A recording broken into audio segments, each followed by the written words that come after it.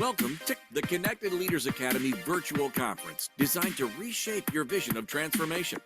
As we navigate the evolving business landscape, our speakers will unveil innovative strategies to manage and initiate change. Prepare to adapt, innovate, and lead, ensuring your role as a catalyst in this transformative era.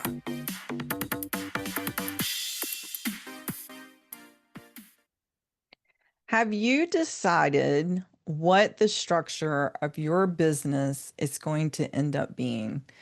And have you discovered that maybe you need to widen what you're doing? This is what happened to me, and this is why I want to talk about really stretching beyond and forging multiple frontiers in business, and even forging that in the sense of geographical locations. Because what we are given to do sometimes doesn't fit in a box. And it's an exciting time to be in entrepreneurship and understand that we don't have to fit the traditions. But I do warn you, if you are going to forge ahead and develop multiple entities and or stretch multiple geographical locations, it's going to take all of your passion and all of your willpower to do it. It is no easy task, but it is an exciting time in leadership when we decide that we want to be outside of the box and doing something in a very special way. So let's get into it, and let me give you just 4 facets to consider if you're considering developing a multiple entity layout and or forging into different geographical locations. So one of the first things that we have to do is face the reality of what we're trying to build. So for me, when I got started in 2016, I simply thought I was building an online coaching practice, and I developed it into an LLC. But as time progressed and doors and opportunities opened, by 2020, not only was I looking at starting a second entity, a nonprofit, I was also looking at starting something international. Because in February of 2020, I had the privilege of being invited to Nairobi, Kenya to bring over what I was doing in the industry. She Steps Forward Coaching quickly became in 2020 partnered with She Steps Forward International. And in our lane of the world, we are developing Christian females into entrepreneurs, whether that means business, ministry, or nonprofit work. And not only are we doing it here in the United States, but we're also doing it in Nairobi, Kenya. And so, as my experience has grown, so has the level of my leadership needed to grow to be able to put together such an organization that it spans across 2 different types of setup and 2 different types of locations. And so I want to talk about facing the reality of that and understanding as leaders that we don't fit in the normal traditional leadership box. See, as we start to go into these types of situations, pressure builds because now we are trying to focus on 2 different things at one time in 2 different areas. And it gets complicated because we end up developing different organizational cultures. We may need different funding streams. There may be regulatory things that come along that are different in each entity. And the mission of each entity may be just a little bit different. And we have to consider all of this. In addition, we're talking about a more complex work-life balance, if there is such a thing. And so we have to understand that we have to give all of ourselves to developing these types of ventures, but it's so worth it in the end. We do get into pressure points of things like decision fatigue, resource allocation, cultural navigation, if we're doing this across different geographical locations, and what the regulatory complexities are going to be. That is a lot of things to be thinking through as a leader. So here is my takeaway that I really want to sink in at this point of facing the reality that our norm is not normal and that it takes a special kind of leader to build into this realm. And that's that we have to really acknowledge that unique complexity and we have to stop trying to fit into the traditional molds. We have to lean in that we have been given a gift of being excellent and excellent to a level that is beyond what most entrepreneurs are doing today. As we know, most entrepreneurs are doing solo entities. So you really do rise to a level of leadership that is outstanding when you start developing multiple business entities to carry out your mission and when you even layer that with multiple geographical locations. So just lean into the reality that you are not the traditional leader and enjoy that. The next thing that we want to do is really forge or create a mindset that can lead this type of adventure.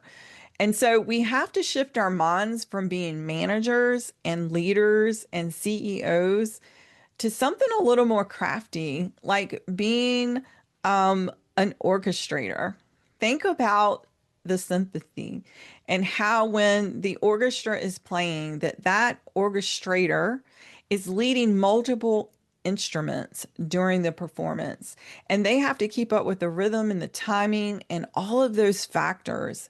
There's so much that goes into that performance, and that person has to have a mentality to keep up with all of the things that are going on. It's more than black and white thinking, it's really 3D thinking in the entrepreneurial space.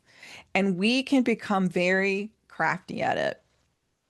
Let me just give you a look in the day of my life, having led now an LLC and a nonprofit, and having worked here in the United States and in Kenya.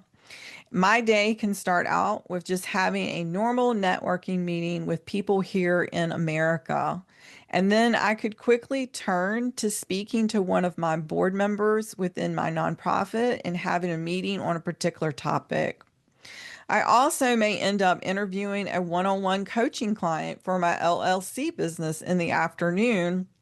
And before the day is out, I could be leading a small group cohort of African women into their entrepreneurial dreams. So, see, it really is a delicate balance and it is a flow and a web that has to come in. And you have to learn to lead more like an orchestrator than a straight CEO. It's very thrilling and exhausting all at the same time. So we want to lean into that and learn how to we web and flow as we're developing these entities. It does take strength and courage and tenacity, determination, but it has to be more than assets within ourself. It has to be an asset of our organization. So though we are strong leaders with all of those characteristics, we have to make sure that both of our entities or our multiple entities also reflect that. In building strong, tenacious organizations, we're able to lead like nobody's business. And it's a great space to be in. So, this pressure helps you to see that you are actually forging a future that no one has envisioned, and it does help you rise above. It's not about surviving, it's about leaning into the journey of where you're going. So here's my takeaway that I want you to have is that you really in your role don't want to eliminate the pressure. You just want to learn to conduct it like a sympathy. And you want to have that across your organizations. When you can lean in and you can control the web and the flow, you will become efficient and effective. You will increase the avenues that you can go into when you can do that. And so I'm excited to see that She Steps Forward coaching is over time becoming an extension of what we're doing in She Steps Forward International and vice versa. And what do I mean by that? It simply means that as I grow one-to-one coaching clients, they may become the people who serve us in our nonprofit. And as our nonprofit accomplishes its goals of rising up and launching female entrepreneurs, they may reach a level of entrepreneurship that they can lean in and be coached by a one-on-one coach and taken into a 6, 7, or 8-figure realm. So they really do web and flow together. It's a back and a forth creation. It's not black and white, it's not stop and start. And so, as we're developing these organizations, as we're crossing boundaries geographically, we want to make sure that we have that nice rhythm, that nice web and flow, and that we understand how to guide it to be the most effective enterprise that we can be. The next thing I want us to look at, though, is to focus and focus through systems as we're trying to coordinate all of this activity. And we really do have to have the right architecture to be able to pull off this multi-entity success. And that takes strategy, but not only just strategy, but strategy that maintains clarity when we're being pulled in multiple directions. We have to know what each entity is purposed for, how it's going to coordinate itself, and what we're going to need to make that entity successful. So it's a three-tier system when you go into this process. You want to have visual alignment between your organizations. You want to have that operational distinction, and you want to optimize resources to the best of your ability so that everything grows. So for me, in that visual alignment, I'm not doing anything different in each of my entities. There is the large umbrella that I am actually helping launch female entrepreneurs. And that vision carries over from one entity to another. That is the whole entire goal, is to raise the number of female entrepreneurs that are walking into the marketplace. And so they weave together. However, how they get carried out is very different. In a one-to-one coaching practice, there is obviously a set program to take an individual through in a set amount of time. And there might be some other products that go along with that. So, and that is how I have set up She Steps Forward Coaching as an LLC and what it does for women. But in the nonprofit piece, we have a different approach. In fact, we have a four-pronged approach for our international setting. And that is that we conduct an annual women's conference. We offer 6-month cohort programs, which is just group coaching. We offer a monthly membership program. And then we are investing in a seed money grant program, meaning that we're trying to do micro loans with coaching to launch these ladies. See, two very distinguished organizations serving the same ground of developing female entrepreneurs, but in completely different ways, completely different options in getting them there. And because of that, they both require different resources. One-to-one coaching really requires that I have a small team and that I'm able to sell coaching packages and to bring in a profit, where the nonprofit actually requires that we develop donor relationships, that we develop business and corporate relationships, that we're able to produce programs that can be paid for our audience. And so we look to weave in the resources and allocate them out to each entity in the way that they need to be to make sure that they're sustainable. It's a lot to think about.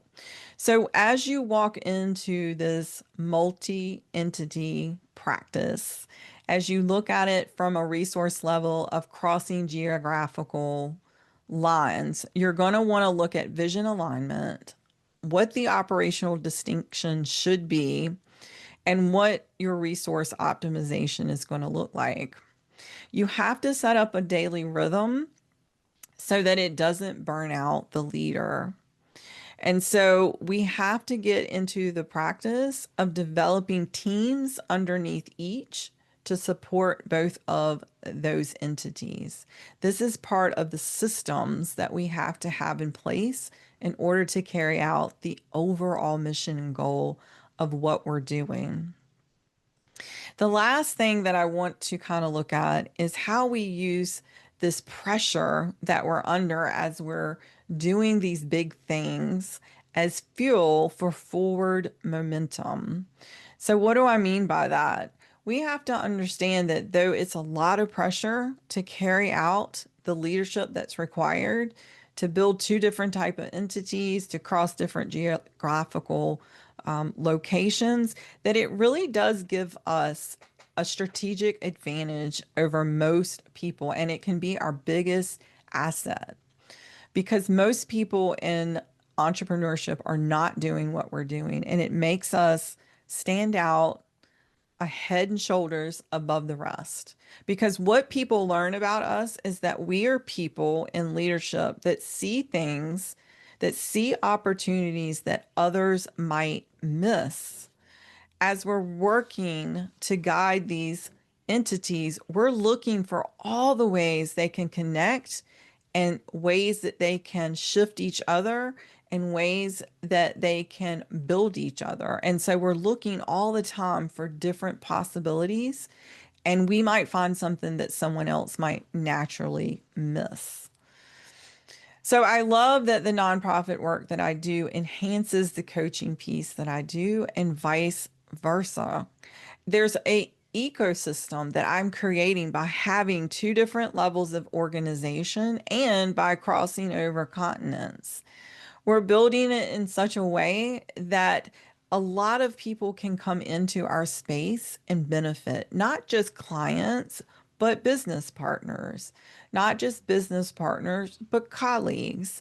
And as we create this ecosystem, we find that each organization can feed off of the other organization, and each culture that we are touching can learn from the other culture. And that only increases our success and the success of our clients. And so we work really hard to build this ecosystem in a strategic and strong way. So as we're doing that, you want to look at how you're modeling it because as you model the ability to create such a complex organization, you are showing others a possibility they may not have thought existed. One of the things that I've found as I've been educating and working with women is that women have a huge missional or ministry heart, and they normally naturally want to give their talents away. And so a lot of them lean into wanting to start nonprofits. But nonprofits are big entities that require a lot of upfront cash in order to get them started. And there's a delay on when you can bring cash into the organization because of the um, legal ramifications, the financial things you have to have in place. And so I find that most women have not contemplated that if they start smaller with an LLC, the thing that will bring them income faster, that later, as they're successful in their LLC, they can then finance their nonprofit organization. So, for instance, this past May, as I was in Kenya, I talked with a mother and daughter duo, and they had a fantastic idea for a nonprofit that they wanted to benefit the youth in their area. But the problem was, as they started their nonprofit, which cost them a little something up front, they struggled to get anyone to come into their programs. And so they found themselves in a space that the nonprofit was not being successful, was not going to be sustainable, and they had to stop. But on the flip side of that, they had started an LLC bakery.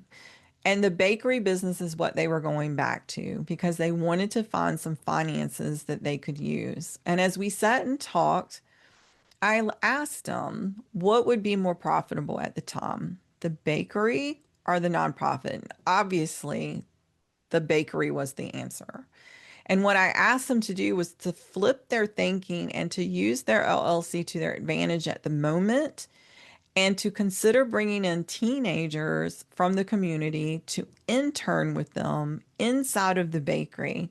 And once they had a successful intern program going, they would probably most likely gain the cooperation and the encouragement from the community to restart the nonprofit. They would have built a relationship in such a way that they are now ready to scale from just an LLC to an LLC nonprofit collaboration, and that would help them to forge what it was that they were trying to build.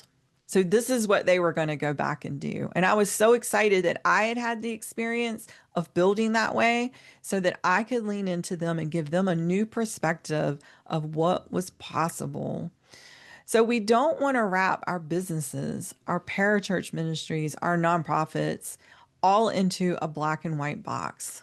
There is so much that could be gained from looking at it from a vantage point of how we can structure different pieces into multiple entities, and then how those multiple entities could potentially serve multiple geographical locations.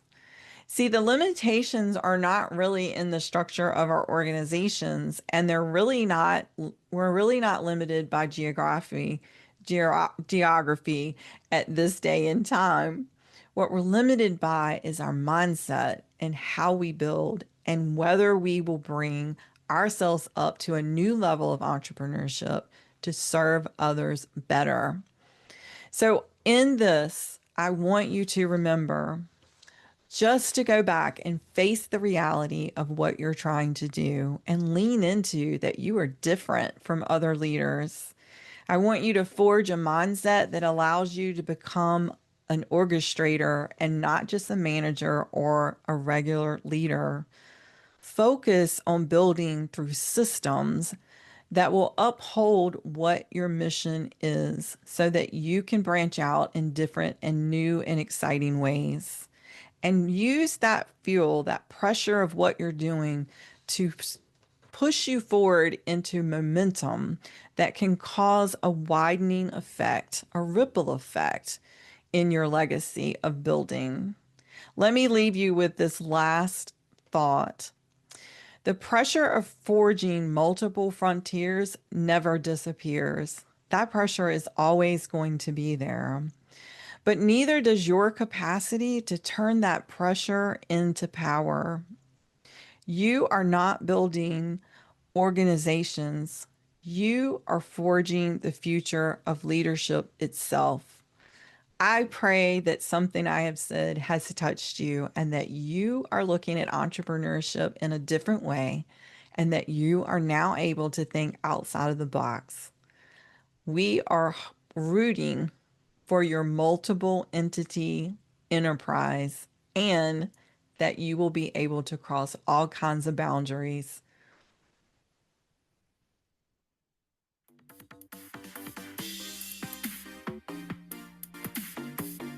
Thank you for participating in today's enlightening session. As we transition to our next expert, remember that each strategy and insight is a step toward becoming a transformative leader in your field. Visit connectedleadersacademy.com to stay engaged and informed. The journey of change is ongoing. Let's move forward together.